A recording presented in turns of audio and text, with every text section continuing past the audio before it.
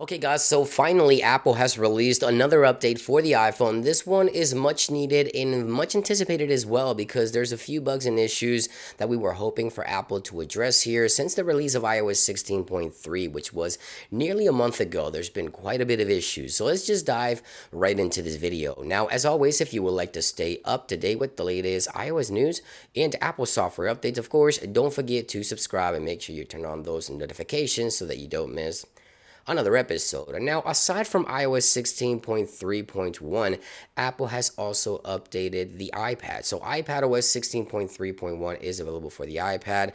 We also have a new update for the Apple Watch. Apple Watch WatchOS 9.3.1 is available for the Apple Watch. If you want that update, of course, you want to go to the Watch application. Now, macOS 13.2.1 has also been released, and Apple has updated the HomePod once again to HomePodOS 16.3.2. You may remember last week Apple released an update for the HomePod. So today they released another update addressing a few additional issues, which we'll talk about in today's video. Now, let's talk about what's new with 16.3.1 and why you should definitely update to this latest software update. Now, according to Apple's release note, the first thing that they're looking to address here is iCloud issues. So according to Apple, iCloud settings may be unresponsive or incorrectly displayed if apps are using iCloud. So of course, most apps use iCloud settings. So if you were having issues with that, iOS 16.3.1 aims to fix this issue for iCloud. Now, there's also an issue with Siri. So Siri requests using Find My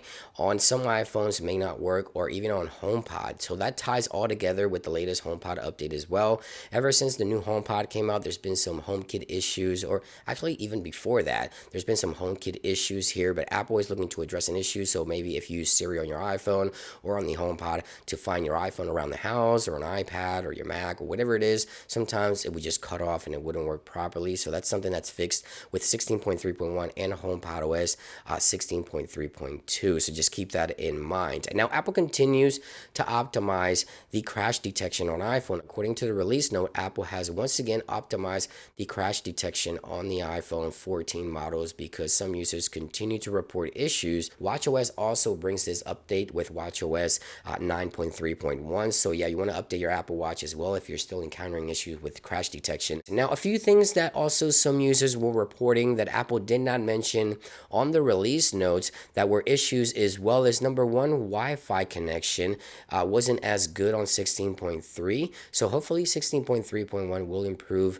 the reliability on the Wi-Fi connection. I'll be testing that, so make sure to stay tuned here for my follow-up video. We'll see how 16.3.1 addresses this. And also some users were reporting that iPhone storage may appear full when it really wasn't on 16.3. I did encounter that issue.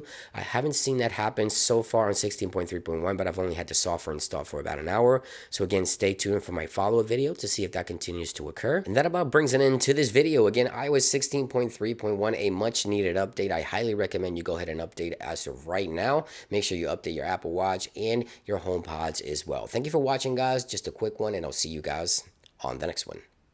Peace.